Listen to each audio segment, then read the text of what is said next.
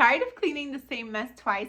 These tidy habits help to keep my home tidy without living on repeat. The best thing you can do to keep your home from getting messy again is to have a resettable home. The more things that you have, the more things you have to manage, and it helps our home to be very difficult to keep tidy. But if we keep our things in check and declutter and under control, the home is super easy to reset even in a couple of minutes, which is exactly what we need if we always want to have a tidy home. Clutter, however, does come back, especially if everything doesn't have a home. If you give everything a home, then clutter stays at bay and your home will not get messy again. The next thing you need to do to stop your home from getting messy is to do the one-touch rule.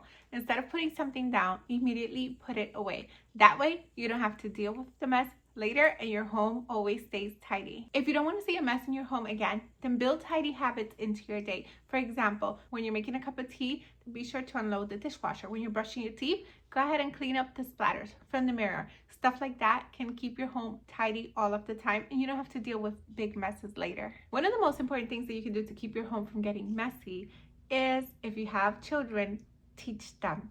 Whenever you teach your children to tidy up after themselves, that takes a lot of the pressure off of you, and it also teaches them to not be comfortable in a messy home, and they will tidy up and your home will stop from getting messy. But if you want even more tidy habits, then check out this video here and I'll meet you there right now. Thank you so much for watching. Until next time, to God be the glory. Bye.